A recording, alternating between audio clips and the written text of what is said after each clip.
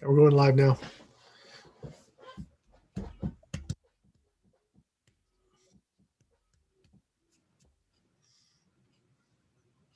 There we go.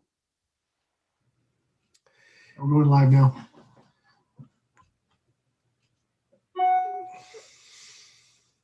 Hey there, guys. It's Rick Utzer here, and I've got Travis, and this is the Airgun Guys, and I hit a button on my screen and somehow jumped off my live show.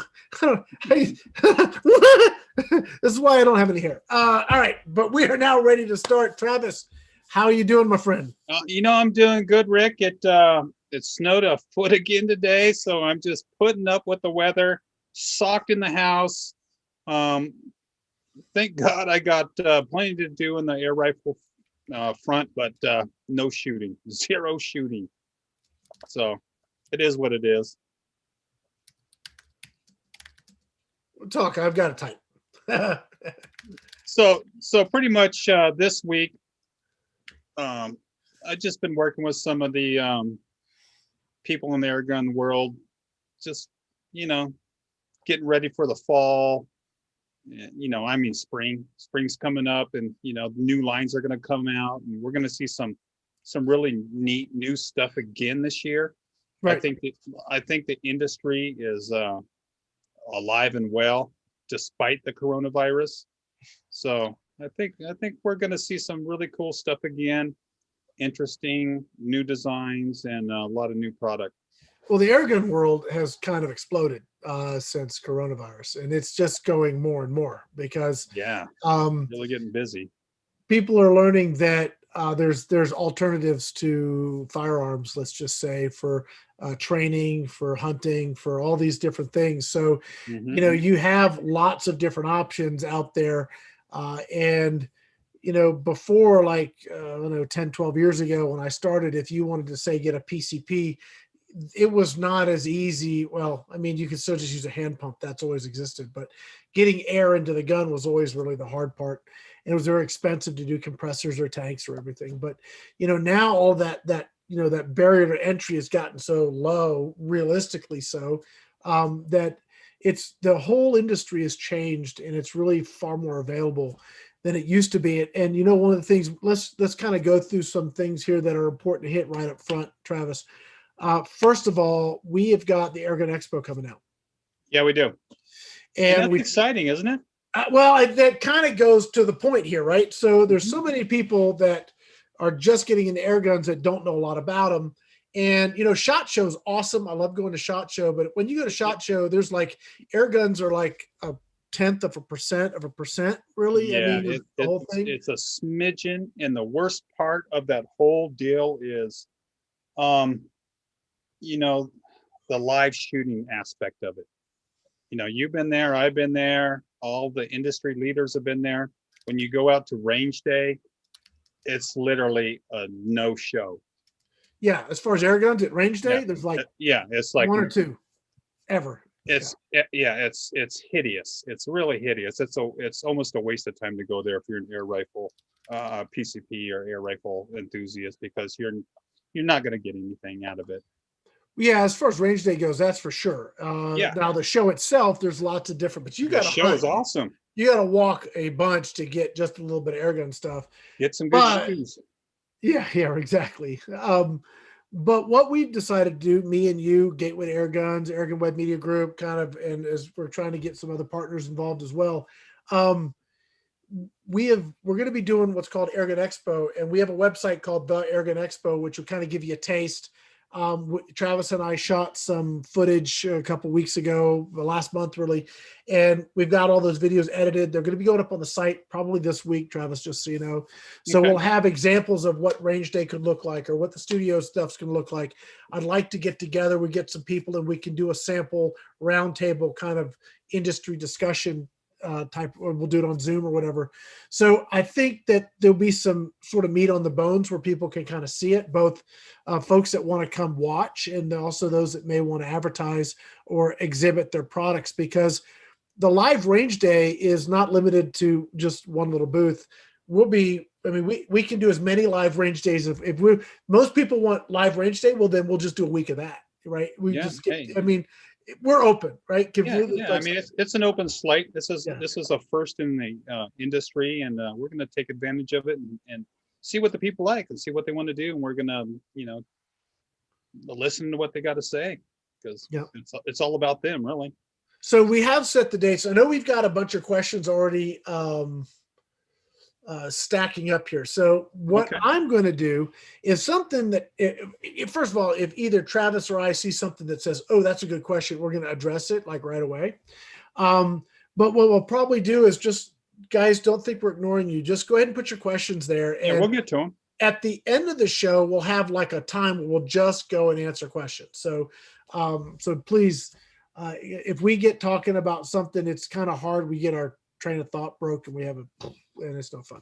Anyway, so Airgun Expo dates May 10th through the 14th. That's what we were talking about, Travis. Is that right? Yeah. All right. So May 10th to the 14th, we're going to be doing live exhibits, live range day, trying out air guns. It will be live. You guys will be able to come up and ask questions. Hey, show me the trigger, or hey, how did that go 50 yards? You'll be able to interact with us while we interact with the gun live for like, what more? Hey, what more could you want, right? That's pretty cool. Well, short of being there, right? Yeah. Well, or buying something you don't like because you didn't have somebody there shooting it for you. It's kind of a win-win situation for everyone. It's fun for us. It's good for the companies that sending us product, and it's good for the people that are watching it. They can say, hey, how does that gun shoot at 40 yards? How does that gun shoot at 100 yards? What ammo shoots good out of that gun? We'll find out. We'll have some fun with it, because we'll be able to do that stuff. Yeah, in real time. And then, so that's that. So definitely go to the website, theairgunexpo.com. So go over there. Also, I want to keep coming back to Gateway to Airguns and what a great resource that is. Just put your hat down, Travis. Look at how bald I am. Your hat. There you go. So Gateway to Airguns has been around a very long time. It's full of a bunch of folks that just are passionate about the sport, that love the sport, and I love helping each other. So it's www.gatewaytoairguns.org. Get there, sign up, get involved. You have questions, ask them, because they actually want to help you guys out. So get over there. It'll be a lot of fun. I want to say, if you guys like doing stuff on your mobile devices and want to get involved with just something on the side that I've got going, go ahead and look at Airgun Army. It's a great it's so easy to just flip up there and post stuff. Please go use it.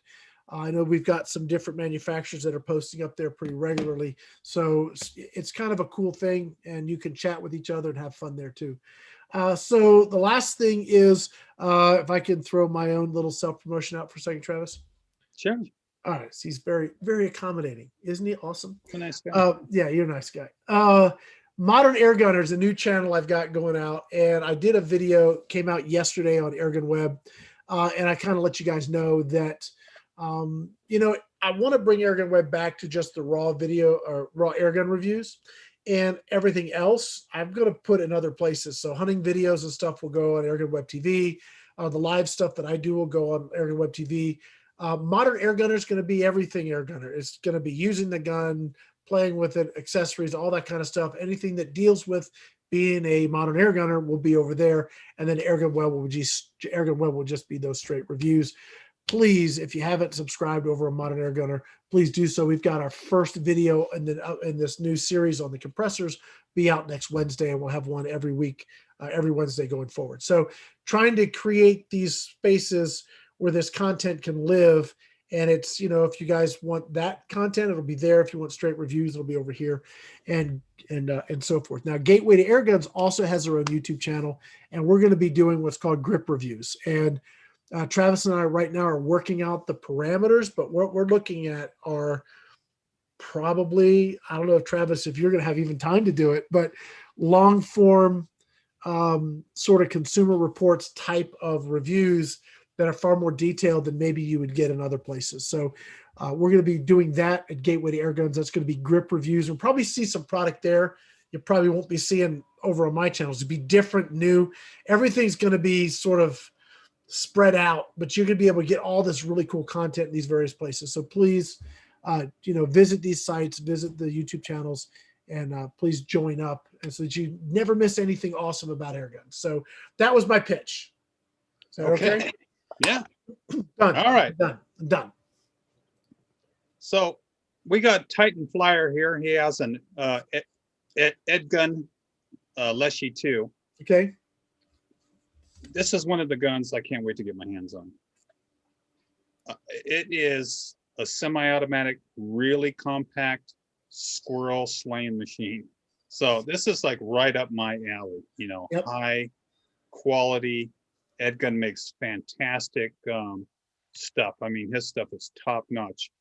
When we're talking machine work and quality, Airgun's probably top of the heap. So yeah, that Airgun Leshy 2. I can't wait to get my hands on one and do a review. It's way up there on my list of things to get a hold of. So can't wait. Got a person here saying, "Hi, I'm in a dilemma to buy or not to buy an Airgun silencer. Is it legal or not to buy and own it?" Well, first of all, it depends on where you live. That's true. Some states say no.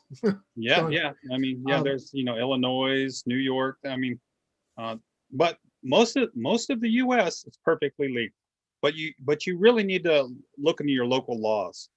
That's and legal. I got to put legal in air quotes, only because it's not defined.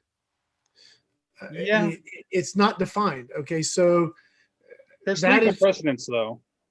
But well, you're right. there is precedent, but it's not defined. And if it's not defined, that means if you get a prosecutor that wants to make a point, you got to defend your right to have it. And I don't want to do that.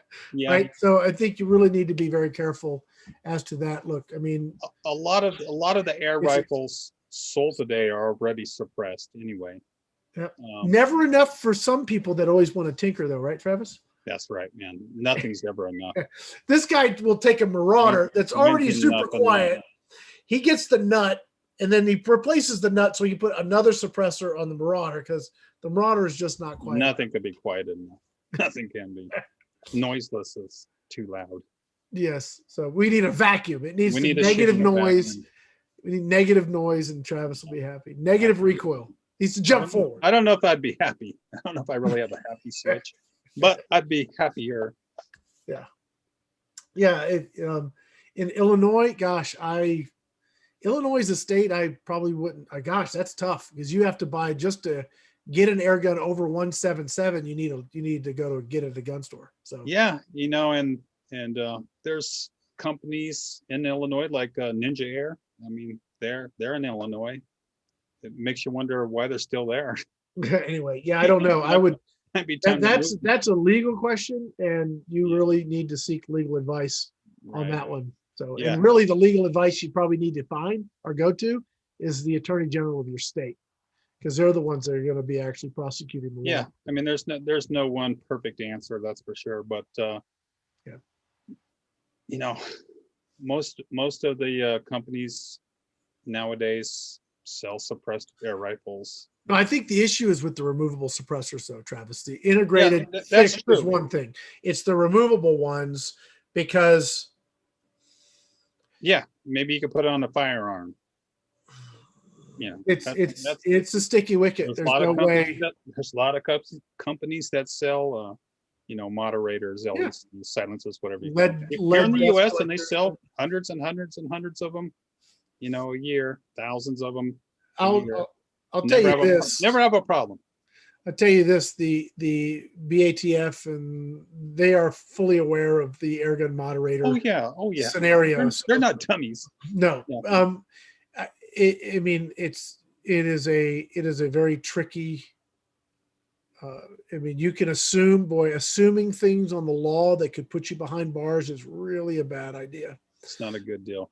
So anyway, it's a good question. There's not a good answer, unfortunately, other than get legal advice where you live. That's probably the best advice I could give. Yeah, definitely look at your local laws. Oh, here's a good question. I'll pose this one to you. Stan saying, will we ever see another resurgence of the 20 caliber? I'm going to say straight up, no. Yeah, that's what I would say. I say straight up no. It is probably one of the best shooting calibers, though. I mean, if you ever shot a good 20 cal, and a lot of the field target guys and stuff, they just love 20 cal. But the ammo is so rare. There's just nobody makes 20 cal ammo anymore. I mean, hardly anybody. JSB makes a 20 cal pellet, and RWS, I think, makes one still, maybe. Just a really slim amount of ammo available. And with the 22 and all the ammo that's available for it now, it's, man, I just think, at the velocities you can push now too. yeah, that's Right? true. So It's true. In the 22, you could get much heavier ammo in a 22 than you can a 20. More a couple surface area to push questions on. here. One guy, Eric B, asked, "Hey guys, have either of you guys got your hands on any of the AEA air guns yet? Can I jump on that?" Yeah. All right. So they emailed me. I'll just say what happened. They emailed me and offered me a deal to review their guns for them and then pay for them. It's a bargain, right? Sounds great. Yeah, I mean, I would happily look at them and would love to. And as I expressed to them, I would love to do that. Even, I mean, I just, that's not practical for me to take all that time to review stuff, do the production, pay for the production work to be done, and then pay them for the guns. No, there needs to be a recognition of the value that is being brought to the table there. So, I haven't heard much from them lately. We had their initial rise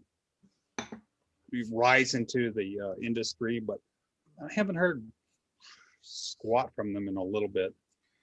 I'd love to shoot him. I know Ben over at Shooting Gear Reviews, if you guys want to see some of his stuff, he got some from them, so you can certainly go take a look at some of his stuff there. There was another question here that was pretty good. What's your guys' opinion on semi-automatic air rifles? Now, this is a great one. This is a great one because I probably own every except for the Leshy 2, which I will have soon. I have virtually every semi-automatic air rifle there is. And I love semi-autos. I don't love all of them though. I mean, I'll be specific about that. I don't love open bolt, and we had this discussion earlier today. I don't like open bolt firing semi-autos. Probably definitely my two favorites currently would be the SK19 and the Hubin K1. If I was going to go out in the field, I'd probably take the Hubin. If I was going to shoot off a bench, I'd take the SK. Both really good guns, shoot fantastic, high quality of build, exceptional machine work. Price point? Really expensive. See, that's you. That's you though, right? Yeah, no, I love it. Yeah, I know they're expensive, but man, they are good. But then, I have 3 or 4 different Evanix guns that shoot pretty good. I have Hatson, Blitz. I got one of the old FX. I can't even think of the name of it. Someone will tell me. Was it the Typhoon or something? Was it? It was one of their first semi-autos. No, I don't think they even made any more after it. But it actually worked pretty good. But it's an open bolt shooter too. And open bolt, I don't mind as long as it's not a bullpup. The bullpup puts it right there in your face and blasts you in the face. But that's with an open bolt, though. That's what I'm saying. The open bolt and a rifle's fine because it's out in front of you. It doesn't bother. Yeah. The rifle's fine. Even with an open bolt, it's fine. But the an open bolt shooter, no particular. I wouldn't own one in a bullpup. But just Cyclone. Somebody says Cyclone. Thank you. Cyclone. Thank you, my friend. Thank you. And it's like in the next room, I could literally just walk over there and grab it. But great. That was a fun gun, and I think it was one of the very first, production semi-autos. And I don't think they've made another one since that I can think of. Derek's Adventures asked why you don't like the open bolt design. It's because you get the blowback, specifically in the. Not just that though. Well, for me, I don't like it because of the blowback. Yeah. You probably don't like the mechanics of it because it slaps everything around so much. Everything is just bang, bang, bang, because it's moving the bolt, it's moving the hammer, and everything's pushing the pellet through the magazine and into the bore with a lot of spring force. So there's a lot of reciprocating action. It's not mechanically very fun for me because it's, you know, it's not a real dead feeling thing. But when you shoot like a Hubin or an SK that shoots out of the magazine and shoots really well, it's just tunk, tunk, tunk, tunk, tunk, tunk, tunk, tunk. Here's an interesting thing. Amazing. Don is talking about the MCX and MPX from SIG, and these are okay. So let's qualify what a semi-automatic is, because those aren't semi-automatic; they're double action. Yeah, that's a double action, like an Evanix.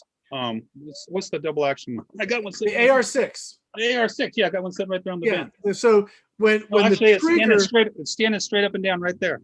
Yep. When you pull the trigger and you're rotating mechanically in the trigger pull, that's double action. Hold on. Oh, he's gonna go get it. I don't want people thinking I'm talking BS. I do have all these guns.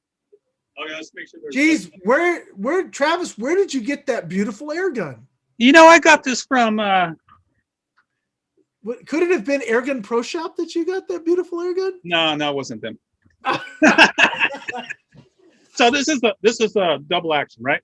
So like a pistol, you can cock it, shoot it. Oh, look at that hole there. Cock it, and see how it advances the magazine. Shoot it, or you can just pull the trigger. Now that's double action. Double action. Okay, so that is not a true semi-automatic. Right. Though functions. It accomplishes similar things. The same thing is the reason I say that with the SIG. This is a good little gun, by the way. Super light. How much do you like that gun? You know, I haven't got to shoot it a lot because it's been snowing like forever, and I want it to stop, by the way. So if anyone up there is listening, could you just tone down the snow for a little bit? But yeah, I'm digging. I mean, this thing is light. And it's amazing how many shots it gets out of this tiny little air tube. Yeah. And of course, I put a Donnie FL on the end of it. But I really dig this thing. I cannot wait. You're gonna like that for squirrels, bro. This is the squirrel machine, man. This thing. And, you know, and being an old cowboy kind of guy, that right there, I don't know. I love that. I don't know why. I feel like John Wayne when I pull that hammer back. I think it's cool. Okay. Let's see. All right. So we've got some stuff stacking up here, but I'm going to ask you a question. Yeah. Ready? Yeah, I'm ready. So this is for you. What are the most important things to you in an air gun? What's your top 5? The most important things in an air gun top 5.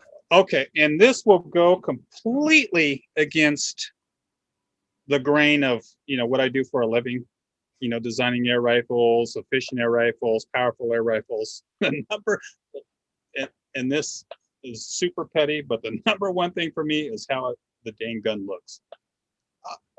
I've got a ton of rifles that shoot fantastic.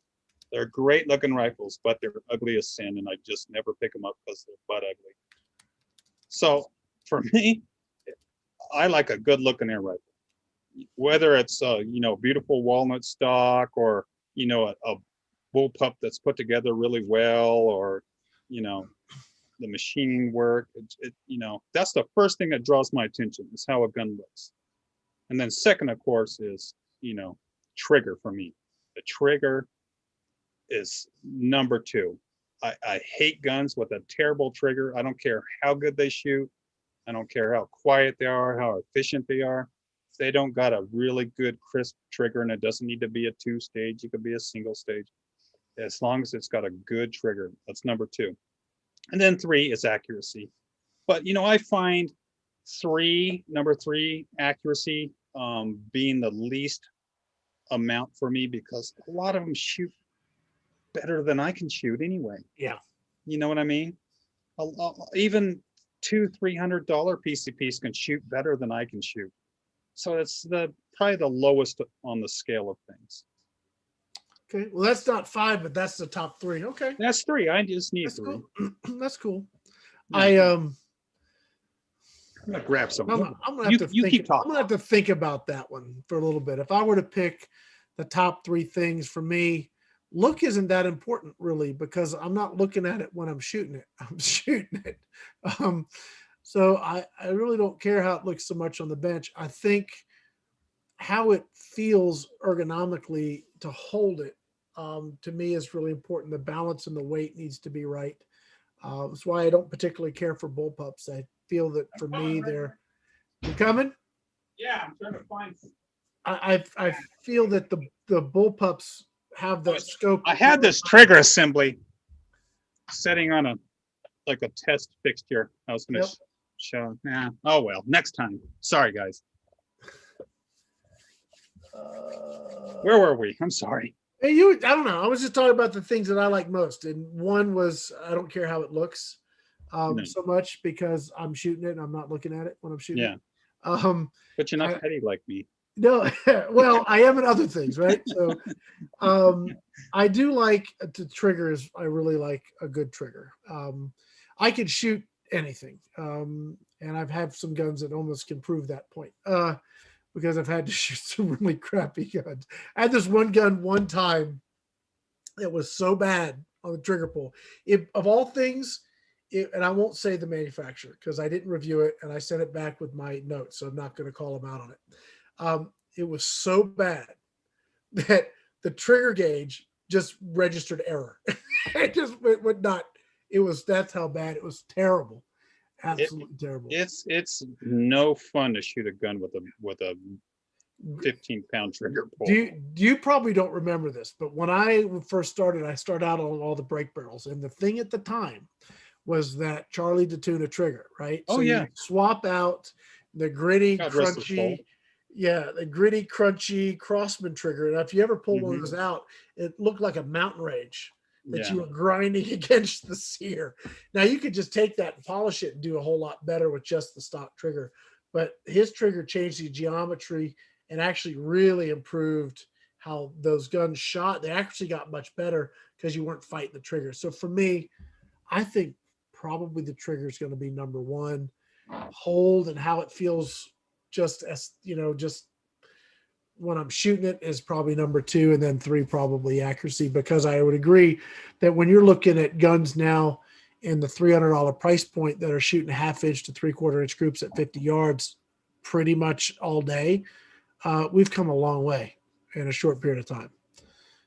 We have, and there's a lot of guns out there too that are super inexpensive that shoot darn well right now. It's amazing.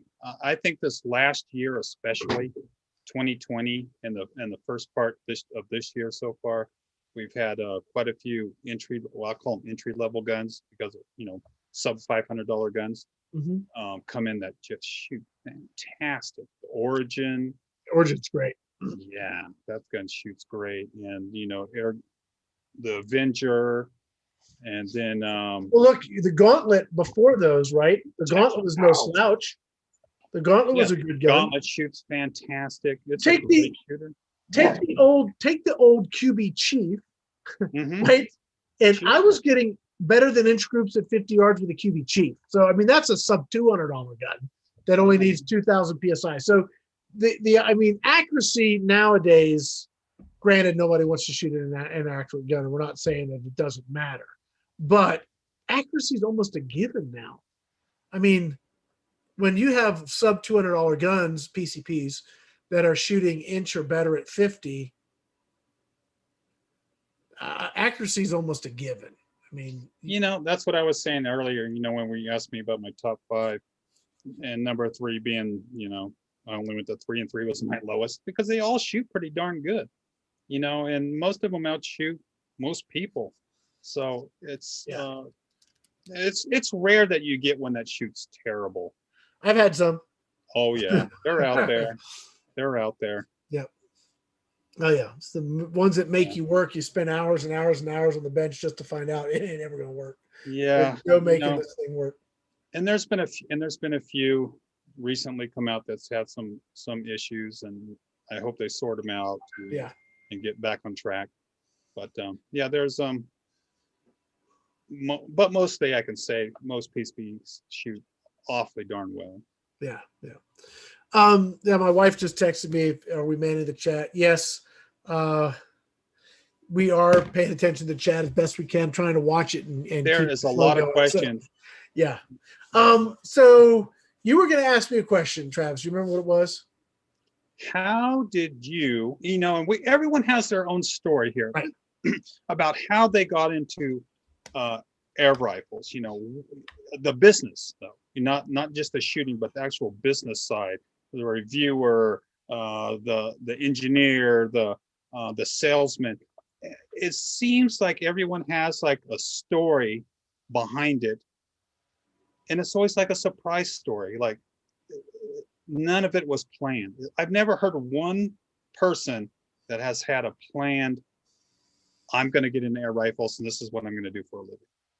So Rick, how did you do that? I'm going to answer that question, but first, somebody asked a question here in the chat that I want to jump on, okay? Okay, let's do it. Because, so, excuse me, what do you guys think of the Hatsan 30 cal carnivore?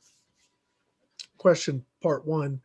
Or the Hatsan vortex guns in general. First of all, the Carnivore 30 cal was one of those interesting things because that's back when I was working with Hatsan very regularly. I actually did all of their service work, all the RMAs, all the warranty work for them in the U.S. for about 14 months while they were getting their facility up and going. I'm very intimately familiar with that whole line. Actually, the Carnivore big bores, I named those guns. I worked with them developing that feature set with those guns. I told him one day, I said, look, what you need to do is take that mod 135 and just put a 30 cal barrel on it just because you can. I mean, it doesn't matter. People are going to buy it. And it turned out to be a really decent gun. Now, I am not a fan of gas ram guns. What's a gas ram gun? Come on. I'm going to smack you. I like spring guns, the coiled springs. Oh, coil spring, not guns you shoot in the spring.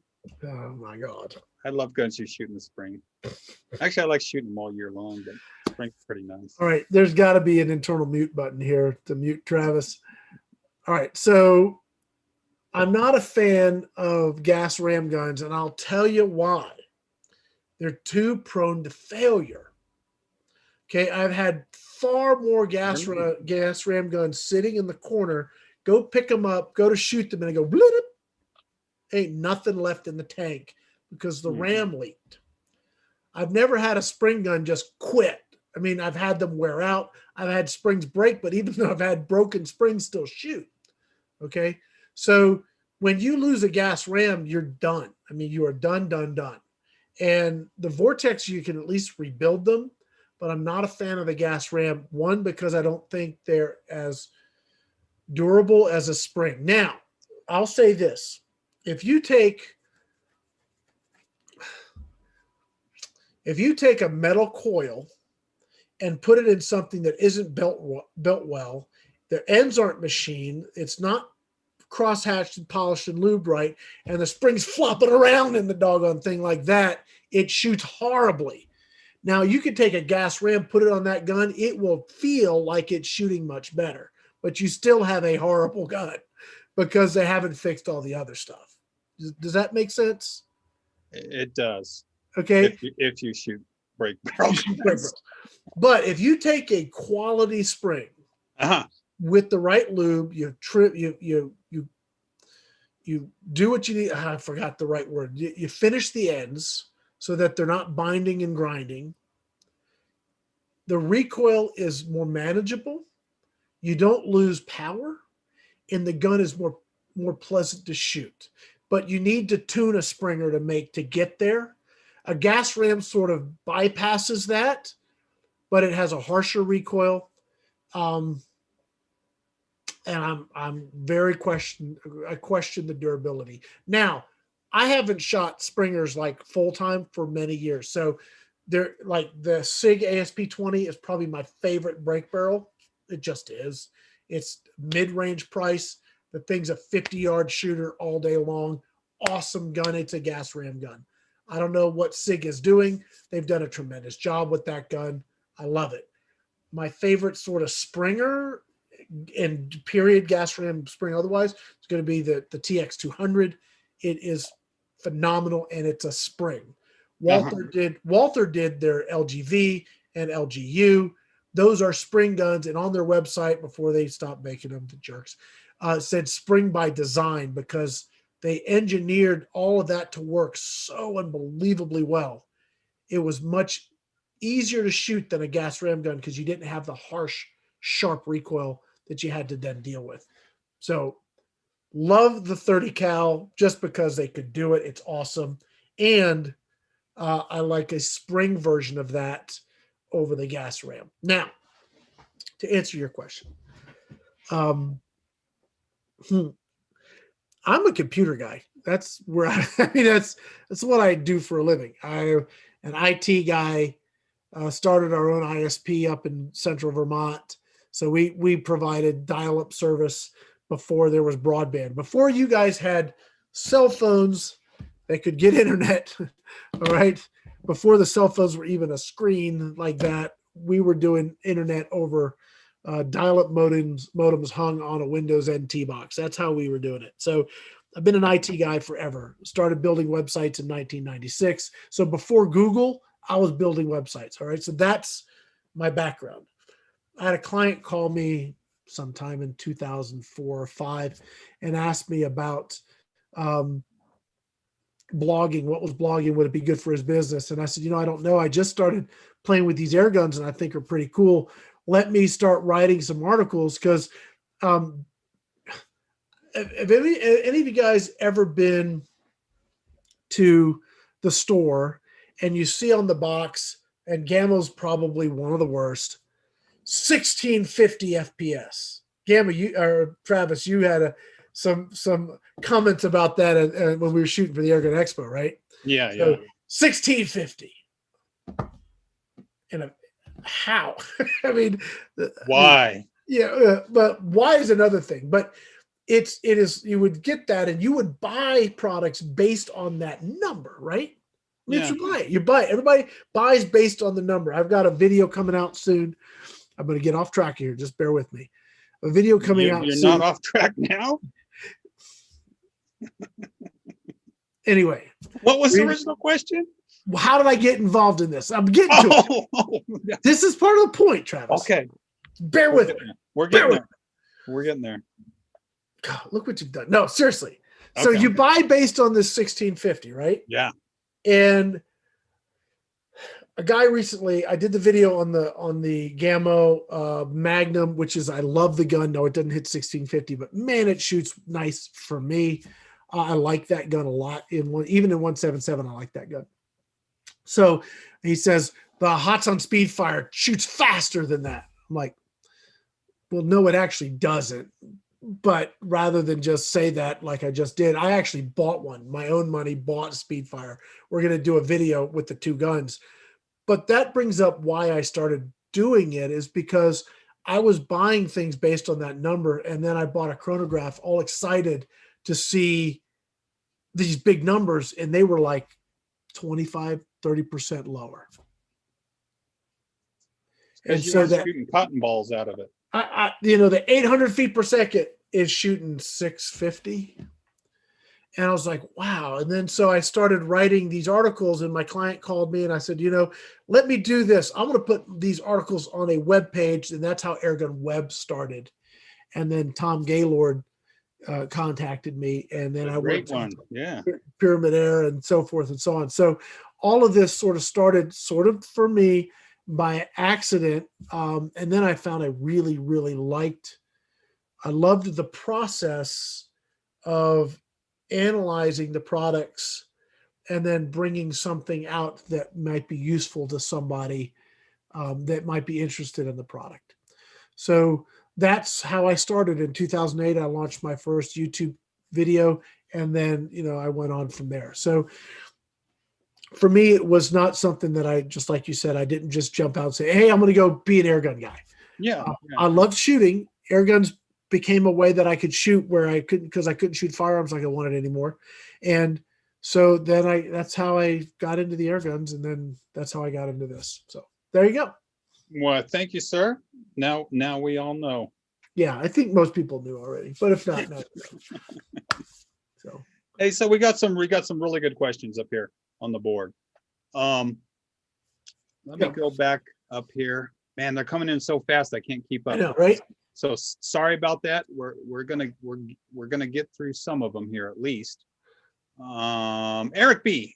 Okay. He asked, is there any slow fill valves out there so we can fill his air rifle up without, a lot of the SCBAs, when you crack them, man, the air comes whipping out of there and you're like, whoa, whoa, whoa, whoa, whoa. Shut it off before you overfill it and valve lock it or hurt something on the gun. Yeah, there's quite a few people. Joe B has a slow fill valve. Air Tanks Plus. Really yeah, there's a lot of them. So you just go to any of those websites, Air Tank Plus, Joe B. Who was the other one? Well, I mean, we sell Airgun Pro Shop. We sell when they're in stock, the Ninja. Yeah, the Ninja Ninja version. Really good. I really like theirs because it's one knob, so you screw it down, it fills, and then when you go back, it releases off the same thing. So it's very and good. It's got a nice and how that works is it's got just a tiny orifice to let the air come up through. I think it's like 10 thou hole, very small, so it just slows the fill rate. And anyway, I think good question. Yeah, and I think the bottles, like I got a bottle, one of the Omega bottles from Airguns of Arizona. They have a slow. It fills very slowly. Yeah, so, it's a smart way to do it, because you with a bottle that doesn't have that, you can overfill your gun very, very quickly. Yeah, which is not good at any time. Anyway. So Rob is saying my problem has always been Crossman. They flat out lie on the box. Yeah, not lying. Well, I mean, they're just shooting super light ammo. Well, I mean, I wish I could agree with you there, but I'm going to have to agree with Rob. I mean, look, it is. In a vacuum. Let me give you. Let me give you an example. No, let me give you an example. And this is, look, Crossman guys, don't hate me, but this is what happened. I had a conversation with one of their reps one time, and they were upset at me because I had done a video. I think it was on. It might have been on. It was on one of their guns that was shrouded. And I said it was not quieter than another gun that wasn't shrouded. I mean, it wasn't. I did the DB test. It was just as loud. And they called me up angry because we didn't say it was quieter. We said it produces less noise. Now, they're right, because the gas ram doesn't have the harmonics of a spring. So technically, it produces less noise. I could see the point. Either way, but that wasn't the inference. Okay. And so it is marketing, and I wish companies didn't do it, but here's why I'm going to give them a pass. Okay. Maybe I should, maybe I shouldn't, but I'm going to give them a pass. If you're a company A and your gun, you put it out there. This was what was really good with Hot Sun, and I don't know where they are right now, but at the beginning when I worked with them, they were very good at publishing lead, like velocities they got with lead pellets. None of this lightweight alloy crap. I don't know where they are today. I don't know, because I haven't shot their guns in years. So, but at the beginning, they were very good about this. But your company A, you've got your box on the shelf at Walmart, and you say, this is 1,000 foot per second. We're shooting the RWS Hobby 7 grain at 1,000 foot per second. The box beneath you says 1,200. Right. You're going to buy the 1,200 box, right? Yeah. Every time. And so then you see the marketing begin to change, where they try and do anything they can to justify a higher number, and then a higher number, and then a higher number. I think it's bad for the sport, personally. I do too. And look, all my sponsors do it. I'm just saying. Well, maybe not all. There's a couple I have that don't, because they're not in that face box in your face sort of marketing space. Okay. But the people that put their stuff in the box stores, the numbers, I don't know of any that are not pushed. They don't push the envelope in some way. I wish it wasn't the case. It just is. Let me give you an engineering side of that. aspect too. Okay, help me out. Yeah, I was working with a manufacturer a couple weeks ago, and he just wanted to know, how many feet per second is it producing? How many feet per second is it producing? That's all he kept asking me about this gun I was testing for him. And I basically had to break it down to him. I go, listen, it doesn't matter how many feet per second it's producing. It's how many foot-pounds of energy it's producing. It's not a gun. It's not a powder burner that depends on feet per second. We have to, because we have to keep our subsonic. So once we get over 950-ish, up, we got to definitely be under 1,000. But once we get up above 950, we start to see some turmoil, and the accuracy starts to wander. So even when I'm dealing with these people, and they want only to know what's the feet per second, I say it doesn't matter, because once we get to 940, we're done. So we need to get heavier ammo and see how fast we can get that going, so we can see what the FPE we're putting out is, because that's what matters in a air rifle. It's not the feet per second; it's the foot-pounds of energy. Absolutely, it trumps it. Absolutely, because we're limited on velocity because of the Diablo-shaped pellet. Now, when we come to shooting slugs, it's still the same thing, because we can't produce powder burner energy. So once we start getting over 1,000 feet per second, the drag factor goes up dramatically, and you start to see deceleration happen, and it just doesn't make any sense to shoot it, over 1,000 feet per second, even with slugs. So it's all about FPE. Not yeah, FPF. I agree. You're better off looking for, if you could get a heavy projectile doing 930, that's what you want. Yeah, that's what you want. If you're looking for power. So you really got to buy a gun based on your needs, and don't base it on the FPS numbers. Base it on the FPE numbers. Yeah. So buy something that's got enough energy to do what you're looking to do. That's the goal as the end user. So I've got another couple questions. Well, I got a question. I also got something. Did you want me to show everybody this new scope I got? Yeah, you know what? Show. Let's see what you got there. Hiding down there. Yeah, this look. These guys, hold on. Yeah, no, I got it. That's here. Pretty cool. White box. I got this in the other day, and they didn't say, "Hey, Rick, we sent this to you. Put this on the show." They just send me stuff because they know I'm going to use it, because I love shooting with their stuff. Okay. Yeah, you make good stuff too. But they do send me product regularly, so I'll show the camera here. I got this focus. There it is. Boom. Hawk. This is a Hawk. Endurance red dot. Now, if you look at the focus, there we go.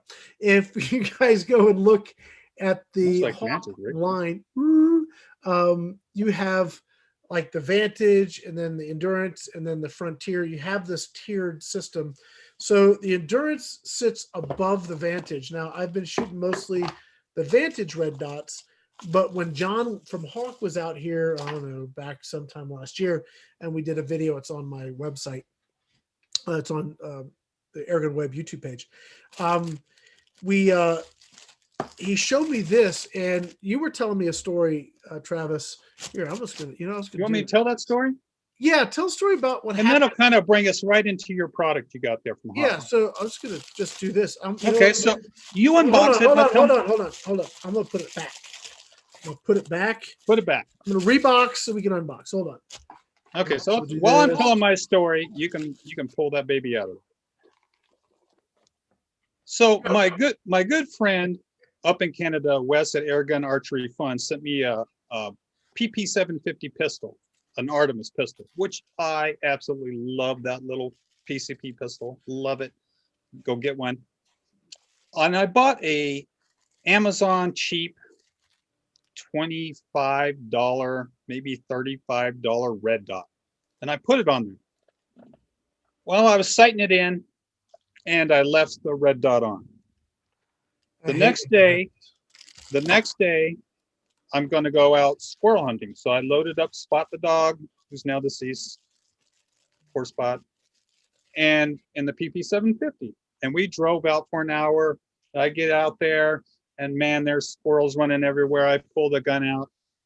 I go to flip it on, and I'd left it on, and the battery was dead. I didn't have a spare battery. I didn't have another gun with me. So there I was, an hour from home, with a hyped up little dog ready to do some squirrel hunting. I had to get in the car, drive all the way home, and find a CR 20 bloody blank, which I did, and then drive all the way back. Ruined half a day. All right. So there we have the Hawk. So let me tell you why this would have been your best friend. Okay. It would have been. So first of all, this one is definitely built more durably. I mean, it's actually probably, it might be a little heavy for a pistol. I mean, I don't know. It's probably not. But it's got more weight to it than their Vantage line. Okay. Because I said it is the endurance line. It does have a 3 MOA dot. And if you buy the cheap scopes from Amazon and you look at the dot, you'll often see that they're like fuzzy, right? Mm-hmm. This is super crisp. So this is a true 3 MOA. It's designed for ARs and firearms. Okay. So that's what this is meant for.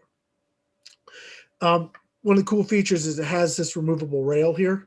So this riser, if you try and mount a typical red dot without a riser on your AR, you get a nice crick in your neck. That's the benefit you get of that. This one actually comes with the riser, which is awesome. It also gives you the plate. So if you're going to hook this up on a big pistol, or like one of our air guns that may work with something like this, and you want to have it right as close to the bore, you have the plate too. So it comes with both of that. But the feature that is the awesome feature is it has an accelerometer in it. Did I get that name right? Yes, you did. Did I nail it? Ha! Okay. So it's got an accelerometer in it, which means when it stops moving, it senses that. And after 5 minutes, it shuts itself off. When you pick it up, it's already back. It comes right back on. It's not great. So I would have paid whatever that thing cost. Did not ruin half of my day that day. That's for sure. So, and it is more money. The endurance line is going to be a little more expensive. I'm going to switch back to my other camera now. So it is going to be more money. It's like, I think MSRP is about $210. Pay for quality, buddy. Oh, you know what? I'm trying to turn this. It's actually just got super simple controls. Yeah, that's your Windows knob, isn't it? That's it. No, that's actually your battery. So it's just that. I wonder if I can show you. Put your hand behind it. Oh, there you go. Well, there it is. There it is. Yep. So it's simple red dot, but crystal clear. There it is. Yeah. So that's it. And then you just hold the button down or just leave it sitting for 5 minutes and it shuts off. So I'm excited about putting this. I've been waiting for this like big time. So thank you, Hawk.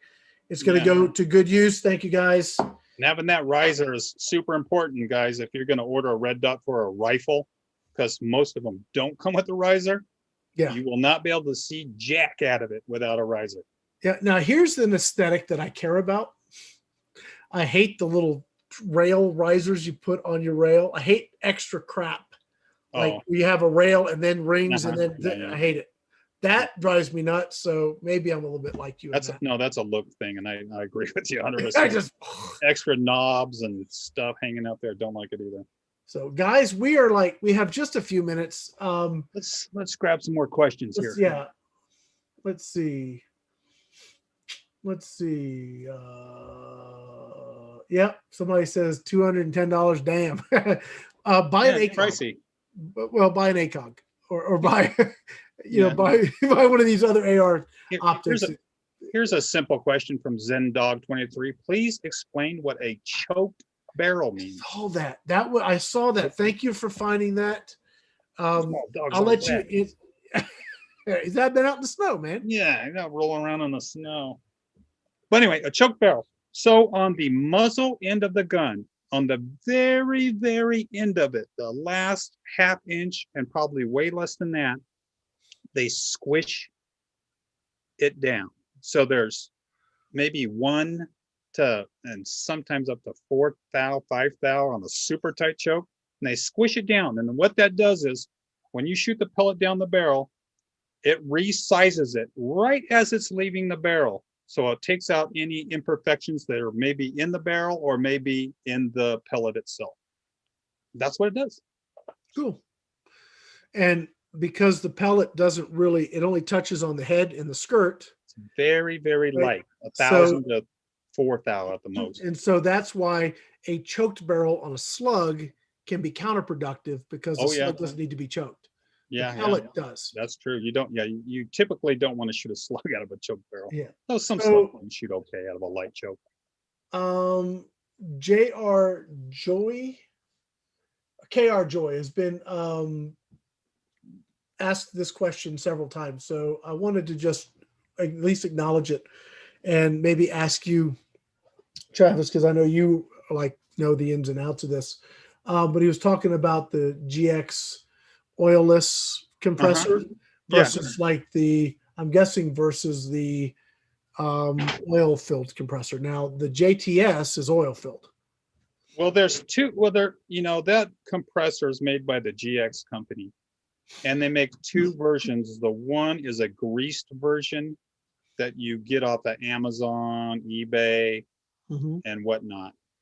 And then the version I had something to do with that has oil in it. The greased version you get off eBay has, I wouldn't call it a problem, but it has some downsides to it. One, the grease creates friction. It's thick, and it's not in a sealed bearing, so the grease can come out of the bearing. And then once it does, there's no way to get grease back into it.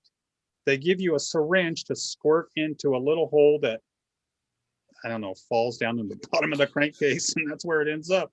So there's no way to really service it. I didn't like that. I did not like the fact that the grease, can, and all grease breaks down, especially reciprocating and heat, and when you add heat and moisture too. So it breaks down, and then pretty soon you have a unit with no grease in the bearing and no way to get grease back to the bearing.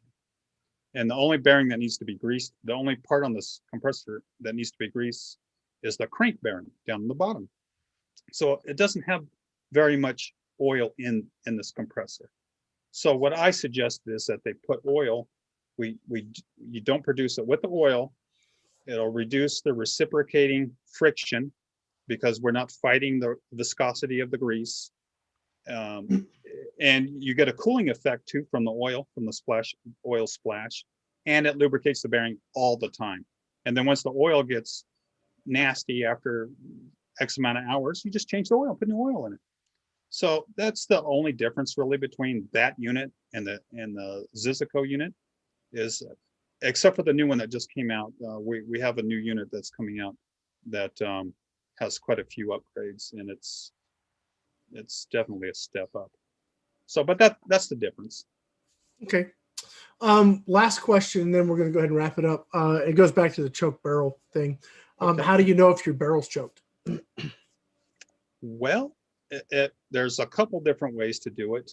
One is to basically shoot your bullet into something and then measure the diameter and see if it went through a choke. You'll see a substantial decrease in the pellet size, unless the barrel's really tight. But the best way is to push the pellet through the barrel with something until you feel the choke at the end. That's what I was going to say. That's the best way, and it's probably the only real reasonable way to do it. You can also, if you're cleaning your barrel, like with a cotton swab, and you got your ramrod and you're pushing it through there, you'll feel the choke at the end. There's resistance there, but the easiest way by far is just to put the pellet or bullet in the barrel and push it up all the way to the end, and you'll find it at the end. Yeah. Measuring it with the micrometer is not a bad idea. That's that's, you can measure the end of the barrel with a set of micrometers too, but it just depends though too on the barrel, because some guns have very tight bores. Like a Gauntlet has a super tight bore, and it probably doesn't even need a choke.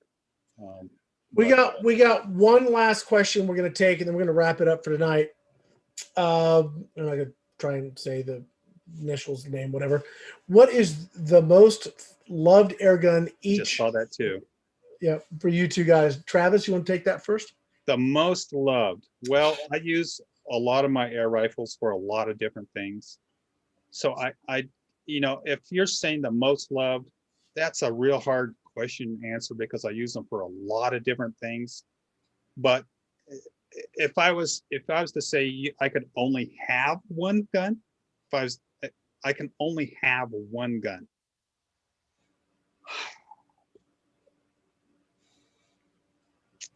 Boy, that's even a tough question because then I got to decide what am I going to do with that gun? Why am I going to have it? Am I going to use it for plinking? Am I going to use it for hunting? Am I going to use it for hunting small game? Let's look at the question this way. Yeah. Forget about what you use it for. Okay. Just the gun that if you didn't have it anymore, you would be the most disappointed to see it go.